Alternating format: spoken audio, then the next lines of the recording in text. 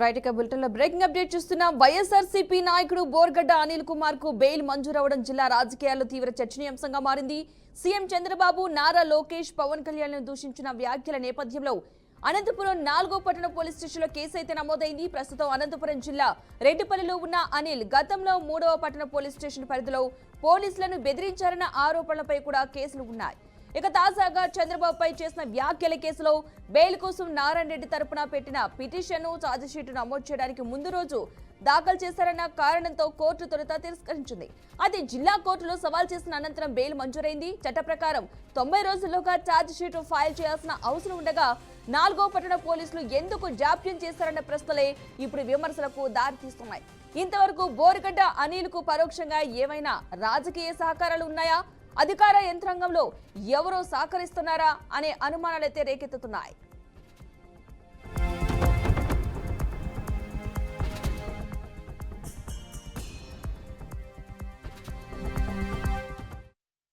Right, ఇదే అంశానికి సంబంధించిన పూర్తి సమాచారాన్ని మా ప్రతినిధి ప్రకాష్ అందిస్తారు. ప్రకాష్, చెప్పండి, ఈ అంశానికి సంబంధించిన పూర్తి డీటెయిల్స్ ఏంటి అసలు? Padma, good morning. వైసీపీ నాయకుడు బోర్గడ్డ అనిల్ కుమార్ కు బెయిల్ రావడంపై మరోసారి తీవ్రమైన అనుమానాలు రేకెత్తాయనే చెప్పుకోవచ్చు. టీడీపీ అధినేత చంద్రబాబు నాయుడు మరియు తర్వాత లోకేష్, జనసేన అధినేత పవన్ కళ్యాణ్ దూషించిన వ్యాఖ్యలపై అనంతపురం 4వ పట్టణ పోలీసులు అయితే కేసు నమోదు చేశారు గతంలో.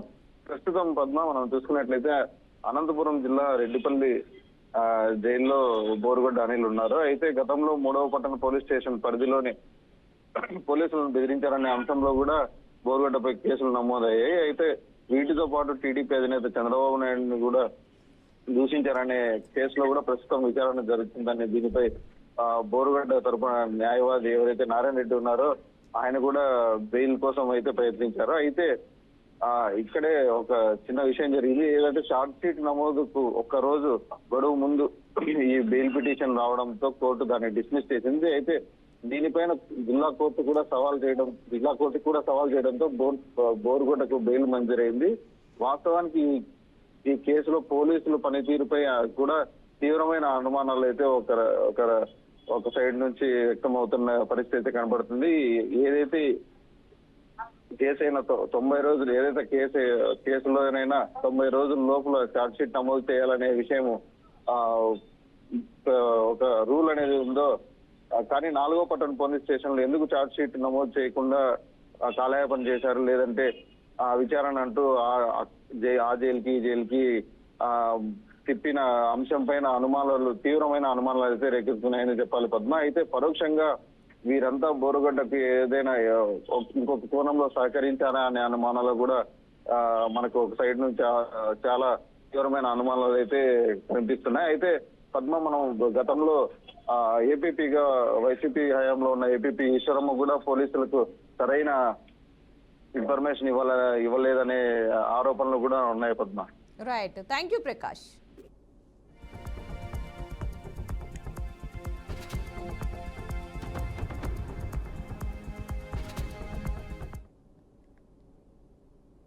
తెల్లవారుజామున రాష్ట్రంలో జరిగిన రోడ్డు ప్రమాదంలో 6 ప్రాణాలు కోల్పోయారు. ఈ ఘోర ప్రమాదం ప్రకాశం జిల్లాలోని ఒంగోలులో చోటు చేసుకుంది. ఒంగోలు సమీపంలోని కిమ్స్ ఆసుపత్రి వద్ద రహదారిపై కోడిగుడ్లతో వెళ్తున్న లారీ అదుపు తప్పి బోల్తా పడిపోయింది. ఈ ప్రమాదంలో 3 అక్కడికక్కడే మృతి చెందారు. అయితే ఈ ప్రమాదం కారణంగా రోడ్డుపై పెద్ద ఎత్తున ట్రాఫిక్ నిలిచిపోయింది. ఇది గమనించకుండా ఓ లారీ వేగంగా వచ్చి ట్రాఫిక్ లో నిలిచిపోయిన కారును ఢీకొట్టింది. దీంతో ఆ కారు 2 లారీల మధ్య నుజ్జునుజ్జయింది. ఈ ప్రమాదంలో కారులో ఉన్న మరో 3 అక్కడికక్కడే మృతి చెందారు. మరో 5గురికి తీవ్ర గాయాలయ్యాయి.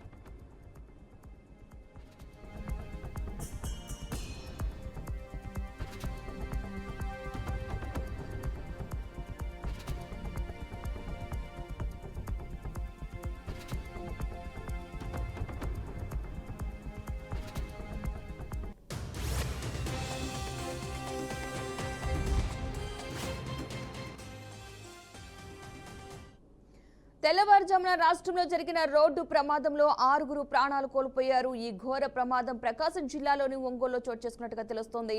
రైట్, ఇక ఈ ప్రమాదానికి సంబంధించిన పూర్తి సమాచారాన్ని మా ఏపీ బ్యూరో చీఫ్ శాంబశివరావు మరింత సమాచారం అయితే అందిస్తారు. శాంబశివరావు, చెప్పండి, ఈ ప్రమాదానికి సంబంధించిన పూర్తి అప్డేట్స్ ఏంటి?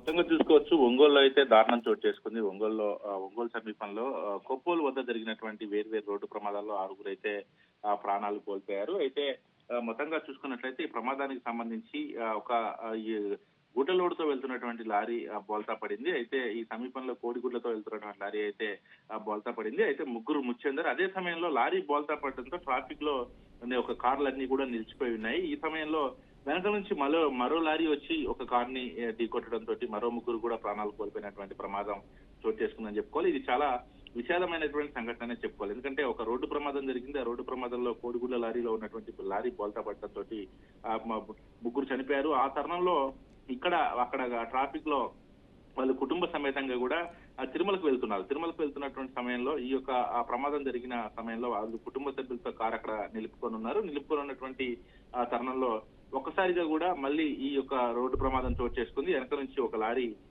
వేగంగా వచ్చి ఢీకొనడంతో ఆ ముగ్గురు కూడా అక్కడికక్కడే మృతి చెందినటువంటి పరిస్థితి అయితే ఉందని చెప్పుకోవాలి. అయితే ఈ కారులో ప్రయాణిస్తున్నటువంటి వారంతా కూడా ఒకే కుటుంబానికి సంబంధించిన వాళ్ళు కావడం బాధాకరం అని చెప్పుకోవచ్చు. మొత్తంగా ఆ కుటుంబంలో ఉన్నటువంటి ఆ కారులో ప్రయాణిస్తున్నటువంటి పావని, చంద్రశేఖర్, వెంకటేశ్వర్లు ముగ్గురు కూడా ఒకటే కుటుంబానికి సంబంధించిన వాళ్ళు. వీళ్ళు ఈ రోజు ఆదివారం కావడంతో కుటుంబ సమేతంగా కూడా వాళ్ళంతా తిరుమలకి వెళ్తున్నట్టుగా తెలుస్తా ఉంది. తిరుమలకు వెళ్ళి ఆ దేవుడి దర్శనం చేసుకుందామని అనుకున్న నేపథ్యంలో ఈ సంఘటన చోటు చేసుకుందని చెప్పుకోవాలి. అయితే ఒకసారిగా ఈ సంఘటన చోటు చేసుకోవడంతో ఆ ఏరియా అంతా కూడా విషాద చేయాలనుకున్నాయని చెప్పుకోవచ్చు. మొత్తం 6 తెల్లవారుగా ఉన్న ఉదయాన్నే ఇటువంటి చెడు వార్త వినాల్సి వస్తుందని చెప్పేసి కూడా ఎవరు అనుకోని పరిస్థితి, వాళ్ళ కుటుంబ సభ్యులు ఎవరు కూడా అనుకోని పరిస్థితి ఉందని చెప్పుకోవచ్చు. మరి మొత్తంగా ఈ ప్రమాదం పూర్తి స్థాయిలో కూడా ఈ ప్రమాదానికి సంబంధించి కూడా పోలీసులు అయితే కేసు నమోదు చేసుకొని దర్యాప్తు చేస్తున్నారు. లారీ ఇప్పుడు ప్రస్తుతం ఉన్నటువంటి ఎవరైతే కొంతమందికి ఒక 5గురికి గాయాలైనట్టుగా తెలుస్తా ఉంది. గాయాలైన వారిని అక్కడ ఉన్నటువంటి ఆసుపత్రికి తరలించారు. ఆసుపత్రికి తరలించి మెరుగైన చికిత్స అందిస్తున్నటువంటి పరిస్థితి అయితే ఉంది. మరి ఇది కేవలం అంటే ఒక ప్రమాదం జరిగి ఆ ప్రమాదం తర్వాత వరుసగా ఆ ప్రమాదం జరగగా మరొక ప్రమాదం జరగటం ఇదంతా కూడా పూర్తిగా ఈ చాలా విషాదం అనే చెప్పుకోవాలి. మరి ప్రస్తుతం అయితే ఈ 6 చనిపోయారు, 5గురికి అయితే తీవ్ర గాయాలైనని చెప్పుకోవచ్చు. Right, thank you సంశూరావు.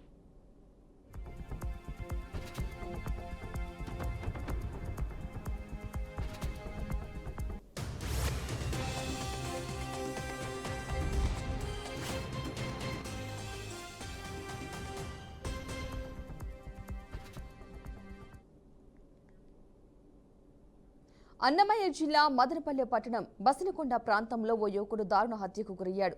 తలపై బండరాళ్లతో కొట్టి ప్రత్యర్థులు అతి కిరాతకంగా చంపేశారు. సమాచారం అందుకున్న మదనపల్లె 2వ పట్టణ పోలీసులు ఘటనా స్థలానికి చేరుకుని పరిశీలించారు. మృతదేహాన్ని పోస్టుమార్టం నిమిత్తం స్థానిక ప్రభుత్వ ఆసుపత్రికి తరలించి కేసు విచారణ చేపట్టారు.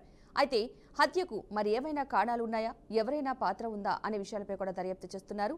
తన సోదరుడు సునీల్ స్నేహితులు బాలి గౌతమ్ చంపేశారని సోదరి ఆరోపిస్తోంది.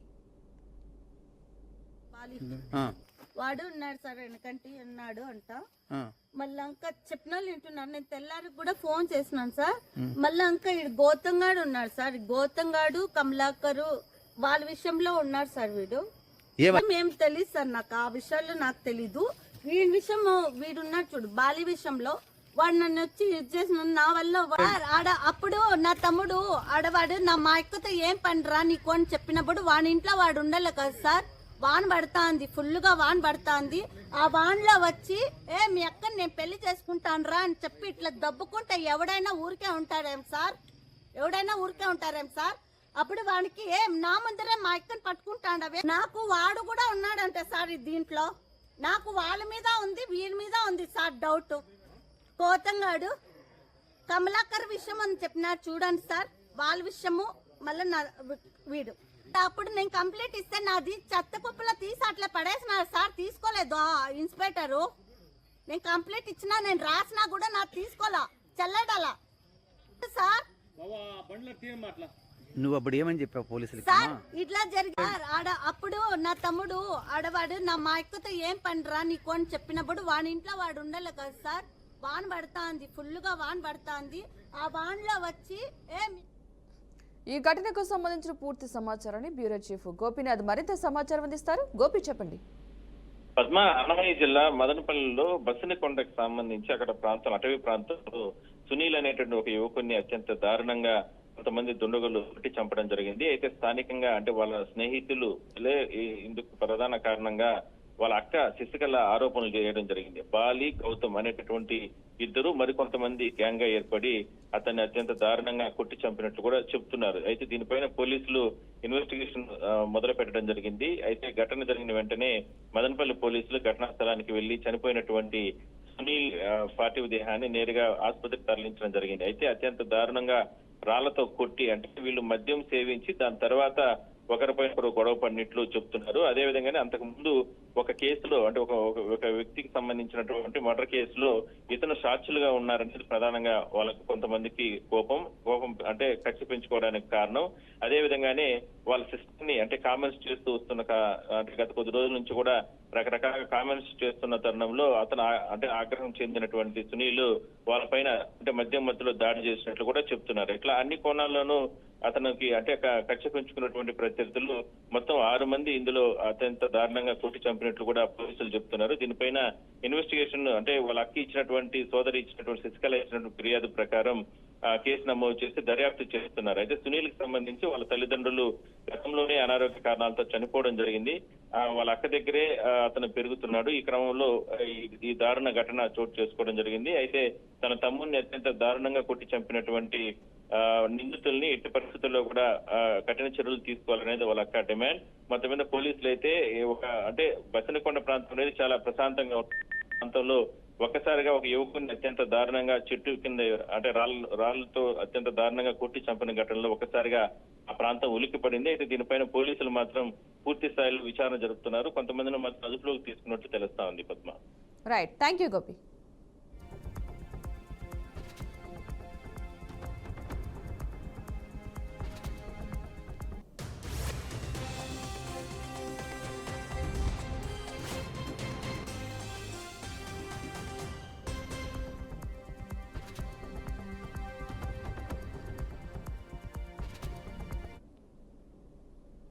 హిందూపురం ఎమ్మెల్యే పద్మభూషణ్ అవార్డు గ్రహీత బాలకృష్ణ సన్మాన సభకు భారీ స్థాయిలో ఏర్పాట్లు జరుగుతున్నాయి. పట్టణంలోని ఎంజీఎం హై స్కూల్ గ్రౌండ్లో 3 ఎకరాల విస్తీర్ణంలో సభ జరిపేందుకు స్థానిక టీడీపీ నాయకులు, అభిమాన సంఘం నాయకులు ఏర్పాట్లు చేశారు. కానీ విని ఎరుకని రీతిలో భారీగా జన సమీకరణ చేసే పనిలో టీడీపీ క్యాడర్ నిమగ్నమయ్యారు. 25,000 మంది కూర్చోవడానికి ఏర్పాట్లు చేస్తున్నారు. ఎమ్మెల్యే బాలకృష్ణ నేరుగా స్టేజ్ మీదకి వెళ్లేందుకు ప్రత్యేక ర్యాంప్ ఏర్పాటు చేశారు. సన్మాన సభకు మంత్రి సవితతో పాటు పలువురు ఎమ్మెల్యేలు హాజరు కానున్నారు.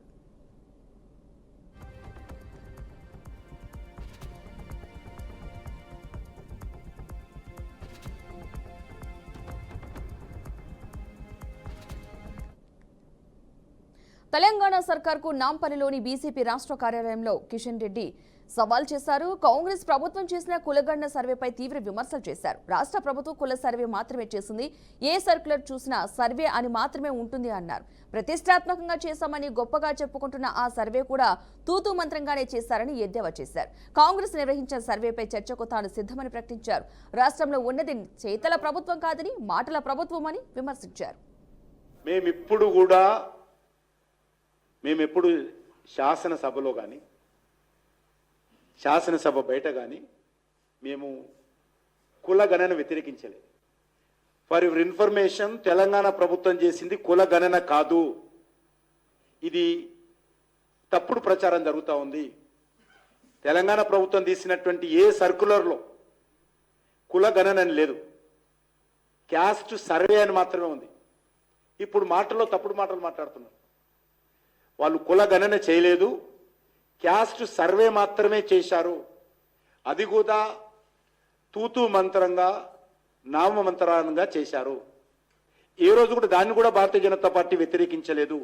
పక్కా చేయాలని కోరాము, పకడ్బందీగా చేయాలని కోరాము, బీసీలకు న్యాయం జరిగే విధంగా చేయాలని కోరాము. బీసీలకు అన్యాయం చేసే విధంగా మత ప్రాతిపాదికన ముస్లింలను బీసీలలో జోడించొద్దని కోరాము. అంతే తప్ప మేము ఎప్పుడు కూడా మేము కులగణనను వ్యతిరేకించలేదు. ఈరోజు కులగణన అంటే భారత రాజ్యాంగంలో ఉన్నటువంటి చట్టం ప్రకారము చెయ్యాలి, ఆ ప్రాతిపాదికనే చేసేటువంటి అధికారం. ఈరోజు భారత ప్రభుత్వం ఈ యొక్క కులగణన చట్టం ఆధారంగా ఈ యొక్క బీసీ సెన్సస్ ఏదైతే పాపులేషన్ సెన్సస్ చేయబోతున్నామో అదే సందర్భంగా పక్కాగా ఈ దేశంలో లంబాడి ఏరియాలో ఉన్నటువంటి ఇల్లు కావచ్చు, ఏజెన్సీ ఏరియాలో ఉండే ఇల్లు కావచ్చు, హైదరాబాద్లో పెద్ద పెద్ద అపార్ట్మెంట్స్ కావచ్చు, ఎక్కడైనా సరే మారుమూల ప్రాంతాలు కానీ ప్రతి ఒక్క వ్యక్తిని ప్రతి ఒక్క ఇంటిని పహల్గామ్ ఉగ్రదాడి ఘటనపై ప్రజాశాంతి పార్టీ అధ్యక్షుడు కేఏ పాల్ సంచలన వ్యాఖ్యలు చేశారు. ఉగ్రదాడి గురించి అమెరికాకు ముందే తెలుసునని ఆరోపించారు. అంతేకాకుండా ఉగ్రదాడి ఎవరు చేయించారు అనేది అమెరికన్ ఇంటెలిజెన్స్ దగ్గర స్పష్టమైన సమాచారం ఉందని అన్నారు. అలాగే సౌదీ వాషింగ్టన్ పోస్ట్ జర్నలిస్ట్ను సౌదీ ఎంబసీలోనే ముక్కుముక్కులు చేసి చంపారన్నారు. దీని ప్రపంచం మొత్తం ఖండించిన ట్రంప్ మాత్రం $1 మిలియన్ తీసుకుని సౌదీని కాపాడారని ఆరోపించారు. ఈ పెహల్గామ్లో జమ్మూ కాశ్మీర్లో జరిగిన టెర్రరిస్ట్ అటాకే నా మెయిన్ సబ్జెక్ట్. సడన్ గా నేను వెళ్ళడానికి కారణం ఎందుకంటే కొన్ని విషయాలు నేను ఇప్పుడు మాట్లాడలేకపోతున్నాను, కానీ ఇంటెలిజెన్స్ రిపోర్టు అమెరికన్స్ దగ్గర ఉంది. ఎవరు చేయించారు ఈ దాడులు, ఎవరు చేశారు, దీన్ని దేని కొరకు ఎవరు ఎలా చేశారు అన్నది వాళ్ళ దగ్గర ఉంది ఇన్ఫర్మేషన్.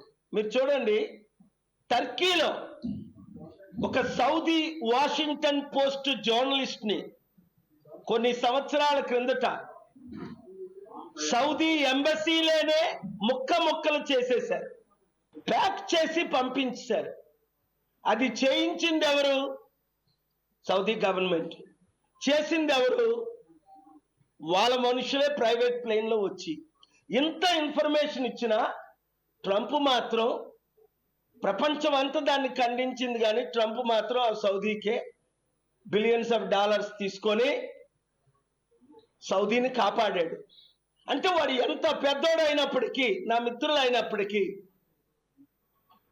రాజకీయ కుట్రలు ఏంటంటే డబ్బుతో ఎవరినైనా కొనియొచ్చు.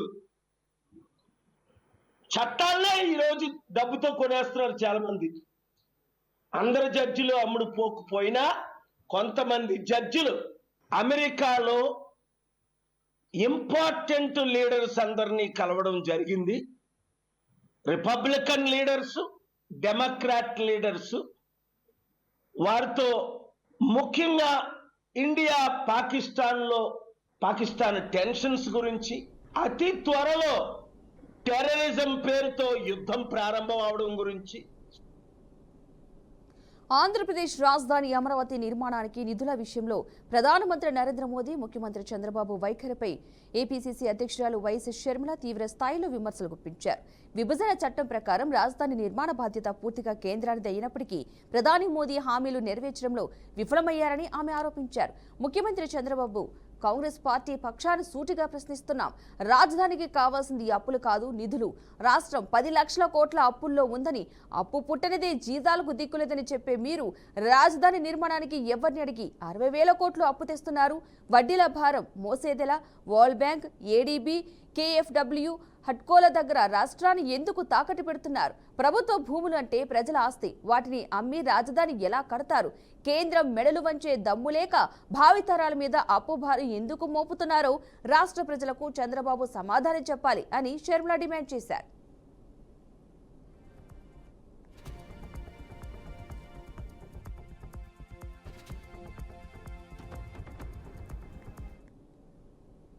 రంగారెడ్డి జిల్లా మహేశ్వరం మండలం తుమ్మలూరు గేట్ సమీపంలోని రోడ్డు ప్రమాదం జరిగింది. ఆర్టీసీ బస్సు, ప్రైవేటు బస్సు ఢీకొన్నాయి. ఈ ఘటనలో 30 మందికి పైగా గాయాలయ్యాయి. హైదరాబాద్ నుండి కల్వకుర్తి వైపు వెళ్తున్న ఆర్టీసీ బస్సు ప్రైవేటు బస్సును ఢీకొట్టింది.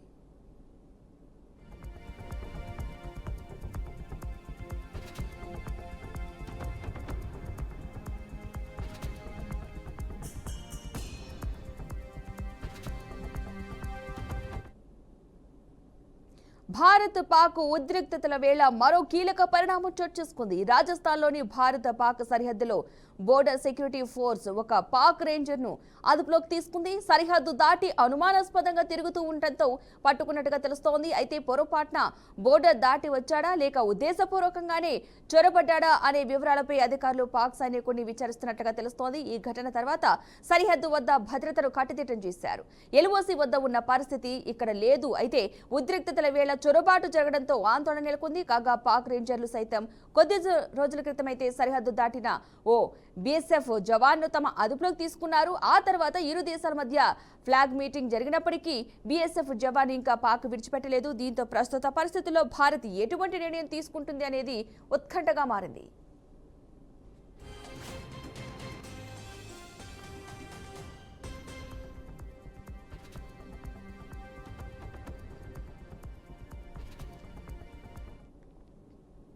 భారత నౌకాదళం తమ సత్తాను నిదర్శనంగా నిలిచే ఒక చిత్రాన్ని ఎక్స్ వేదికగా పంచుకుంది. సముద్ర గస్తీలో ఉన్న కీలక యుద్ధ నౌక, జలంతర్గామి, తేలికపాటి హెలికాప్టర్తో కూడిన ఈ ఫోటో ప్రస్తుతం ఆన్లైన్లో విస్తృతంగా ప్రచారమవుతోంది.